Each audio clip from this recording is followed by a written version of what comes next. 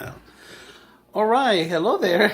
I'm actually enjoying myself with a cup of coffee here. I'm at Tino's home, and basically this coffee is great. And he asked him what the secret of I this made coffee it is. myself. He made it himself. But I have to tell you, it's But it's a regular brand. It's just like it's store instant brand. coffee. It's instant coffee. Store brand instant coffee. It's actually the creamer. Well, anyway, The cream is delicious. indeed.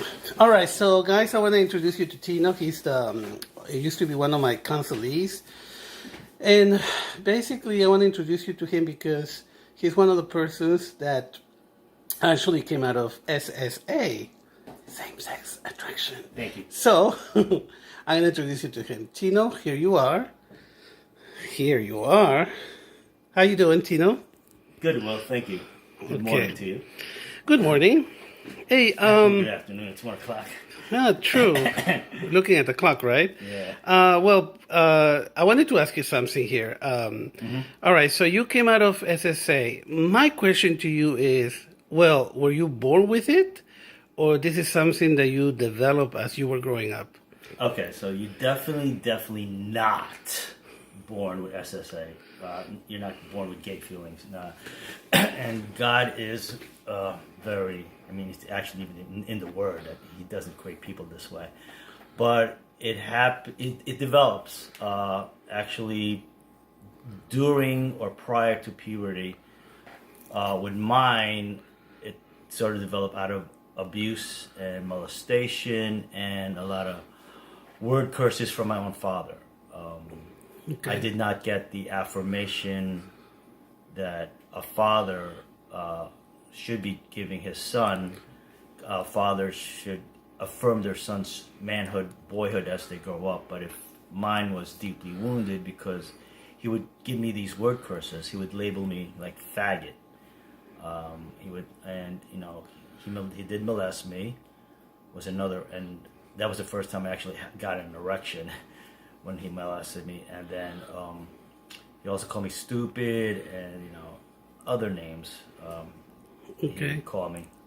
All right, so basically, what you're saying is that it's the home, how you The upbringing. The upbringing at home, right? Yes, the upbringing at home. It's definitely the environment of the child has a big impact on his development when it comes to sexuality in a lot of ways. Okay, understood. All right, so basically, what happens then? What made you? You seek out for help. I would assume something. Well, all right. So I didn't the same sex attraction because started occurring. I noticed like when I got into the 7th, 8th grade, or maybe actually got stronger in the 9th grade. So I was in junior high school when I started really noticing it. Prior to that, I remember growing up in elementary school. I was always attracted to little girls, like my classmates, the cute little blonde chicks. Okay. I always had something for the cute little blonde girls in my school, and I knew I was attracted to girls. I had crushes on them, but then the molestation occurred when I was like 10 or 11, and that was actually and that time that's when a boy starts first developing his erections, and he's wondering I was wondering why my penis would get erect, but then when my father molested me one time, started touching my penis, and it caused the erection. See that is actually opens a demonic portal for Satan to come in, and sort of he cements that connection, which he did with me, grown man, touching my penis, I get an erection, and there's that creates a bondage right there. So that's the cause of it. Okay. Really. All right. So we understand that now. And since that was established, then what happened as you were developing? Okay. So I was going through high school and going through junior high school, and college. I was repressing a lot of the feelings, the emotions. I was hiding it. I became very aloof. I became very very much like a loner. Well, that's another thing my dad cursed me with. he called me a loner because I would spend a lot of time alone. Like, and the reason why I did that was because I want to keep everybody arm's length. Like, don't get too close to me, like emotionally, because I didn't want people to know what was going on as far as these feelings were concerned. Right. So I did keep a lot of my family kind of like an arm's distance, relationship-wise. My own parents, you know, with my parents, I have a superficial relationship, more like a surface relationship, not a really deep, emotional relationship. I think my father wasn't the kind of father I could go to and run to him and talk to him about things, because he was always, growing up, he was always yelling and screaming and cursing, you know, faggot, stupid, loner, stuff like that. So there was no emotional connection with him at all. It was fear. Everything, the relationship with my father was based really on fear. So I was afraid of him. I was, you know, to me, he was just a dictator. He wasn't really a father. Okay. You know? Understood. All right. So then what happens as you went to college? As I grew up, and, you know, I tried to date, and I met up with a lot of rejection from women. And you know what? When you're growing up and you're meeting girls, you're gonna get rejection, and that's just part of that's just part of life. Exactly. That's correct. Girls reject. Boys reject girls. Girls reject boys. Exactly. You know, you're attracted to a girl. They're not attracted to you. They reject you. And Exactly. the same thing was going on with me. I rejected girls I was not attracted to, and there were girls that rejected me because they weren't attracted to me. And that was understandable, but like I didn't really develop the confidence to actually pass through the rejection. And also a lot of times too, what I noticed about the because because the homosexual feelings would cause me to have a lot of self-rejection and low self-esteem and low self-confidence. Subconsciously, what I was doing was I was attracting women to myself that I knew would reject me. I see. So, I meet certain women that I was attracted to, but I had a feeling they were going to reject me. But I would try to go out with them anyway, and then expect a rejection. So if you expect women to reject you, they're going to reject you. Right. So you were setting yourself for failure. Oh my God, I was setting up myself without realizing I was doing that. But then you were beating yourself down with this, right? Well, because that's all I knew, because my father did it, and then as I grew older, I kind of did it to myself. So you were doing it to yourself, exactly. We understand that. All right, so what happens in college once you finish college? I mean, how was your life? So going from high school to college, what I started working on was really my sense of manhood, because it wasn't affirmed by my father. I wanted to affirm to myself I was a man. So it started causing me to be attracted to other men who were very masculine. And so I would want to have only masculine friends. I didn't want to have friends that were effeminate or gay. I wanted friends that were guys who were the guys. You know, they like sports, they talk about girls, and you know that was. And I figured, okay, if they became my friends, I could become one like them, and then it would make me feel good about myself about being a man. But that caused also a lot of but the same-sex attraction was right there too. I mean, I was attracted to these guys not just because I wanted to be like them, but because there was a sort of physical attraction there, and also emotional attraction. Right. So this eventually led you to encounter men, to be with men. Well, I never lived the lifestyle. I knew it was always wrong. I mean, in the back of my mind, that when I was growing up Catholic, you hear sermons about Sodom and Gomorrah, and you hear sermons about Romans chapter 1, and I think 1 Corinthians chapter 6 talks about that it's a sin. So I never identified with it, and I never lived. Oh, which is good, actually, right? That lifestyle, yeah. Because to me, it was if it's an abomination to God, if it's detestable, because the word Leviticus says it is, it's an abomination to God, or some translations say it's detestable. Well, since So you knew this, I knew that. how do you live this, or how do you apply this?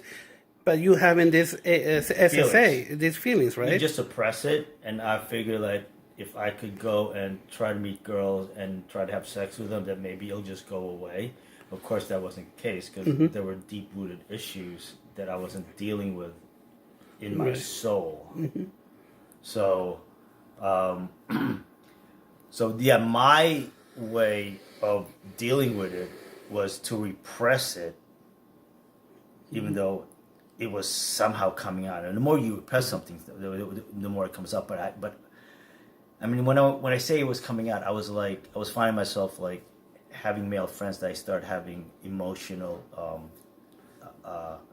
we call not a, what you call it, emotional connections, bondage, and not an emotion. It's a dependency. Oh, okay. I started having having male friends that I started having emotional dependency on, right?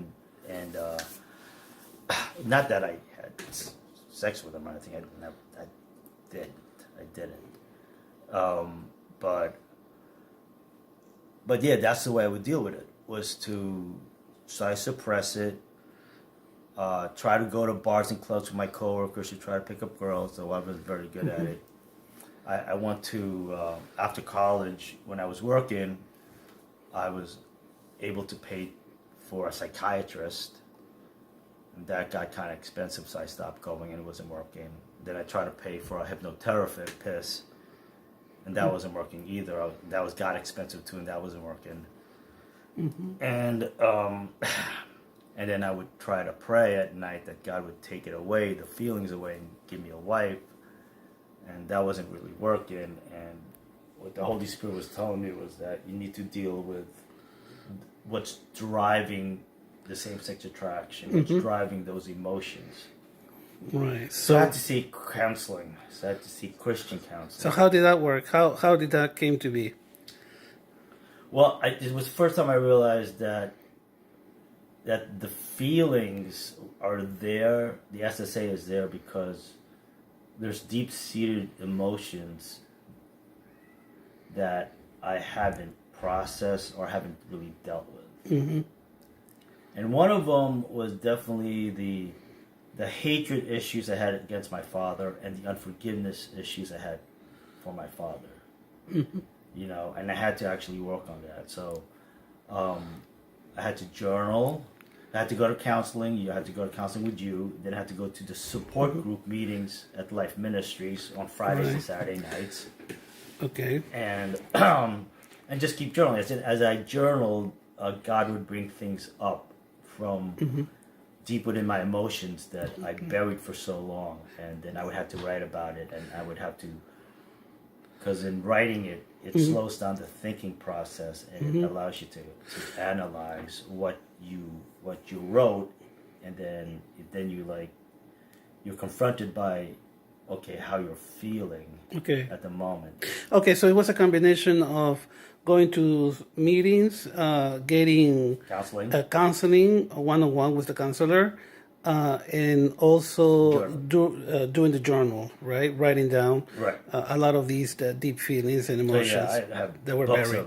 Okay, so it was a whole combination. Now, a combination of all three. You need, I believe, you need all three. God uses all three. So how long then would you say it took you to actually come out of all this? That's it. It depends on how deep the emotional wounds are, and not only that. So basically, what you're saying is it depends on the individual. Meaning, it depends how much time and effort they put in. Like how much. Okay, are they going to counseling every week? Are they journaling? Are they actually going to group meetings, or are they going back? Are they living a lifestyle? But somebody living the lifestyle who's actually in a relationship, in a same-sex relationship, or is going to gay bars. I mean, that's gonna take them so much longer to get free. Most definitely. You know, I never lived that lifestyle. I never had a relationship, same-sex relationship. I never did, ever, and I'm proud to say that. I mean, I had friends that I had secret crushes on, but I never had like a relationship where. Okay, so what about now? How do you feel being free? Well, okay, so I feel like freedom is takes multiple steps. So though I'm out of a lot of the fantasy and looking at the porn and looking at other dudes at the gym, but the next level for me that I think God's bringing me to is He wants to he wants me to have reconciliation with my father, because even though I love my dad, we have a good relationship. We don't really have a father-son relationship. Mm-hmm. We don't have this Understand. deep, he's not somebody I will run Right. to and tell him about my issues and talk to him about my personal Right. stuff. He's not that kind of father. Right. However, I think God still wants me to somehow develop some sort of close-knit relationship with him. Mm-hmm. And and I'm gonna try. I mean, I guess I should probably try better. I don't call him all the time, and he doesn't call me. Like, actually, if anything, it's my mom who calls me to check up on me. Okay.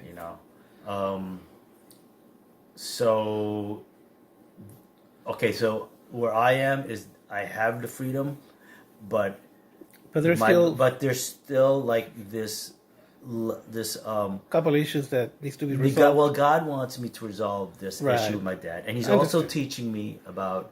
Now, I'm not in a relationship with any woman. I'm still single. I don't have a girlfriend. I'm not married. But God is sort of like, I believe He wants to restore some sort of reconciliation with my father, and in doing so, show me that in this relationship, it could transfer over to having a real relationship. Understood. Okay. Yeah. So that's awesome. That's great. I do. Once you're free, understand that you're still going to get attacked. Right. But now you can distinguish that these feelings aren't yours. Exactly. So that's something that comes from childhood. I feel like the enemy knows that I have victory over what he tried to do to me as a child with the molestation and the abuse. Right. And because of Jesus Christ, I have complete freedom. But the enemy still makes me doubt, because he attacks me from outside of me with thoughts. And I realize from just reading the Word and from other Christians that even though these thoughts come, they're not your thoughts. Right. They become your thoughts when you receive them and accept them. Right. And this is very different from what it used to be years ago, where you were trapped on with the SSA, right? Yeah, back then it was like... It's not like... always go for the thought. When the thought came, I would go for the thought. Right. Now, I have the choice to reject the thought. Exactly. Like in the SSA, I mean, I remember when I was in that and was still working through my process, I would go to the gym, and if there was some muscular guy there that might cause me to have attraction, my mind could automatically go into sexual fantasy. Right. It no longer... It doesn't do that. There became a point where it stopped because I realized I had a decision to make. Do I reject the thought and not fantasize, or do I accept the thought and fantasize? Exactly. So big difference. just a huge difference. I could still go to the gym and say, hey, that dude there, he's a good-looking guy, but my mind does not go into fantasy. Exactly. When the past... This is going to be posted to this ministry called Changing Life Ministry. So we want to thank you for the time that you've given us to interview you. So one last thoughts to this ministry? Oh, right. So one last thought is that don't give up, because really it's your choice to get into freedom. This is like I gave my testimony before. This is not the cross you have to bear. This is not a thorn in the flesh. What same-sex attraction is bondage. It's absolutely bondage. So you need to work on your freedom. God, you can't pray the gay away. It doesn't work that way. You have to do your work. You have to do the forgiving part. You have to do the letting go part.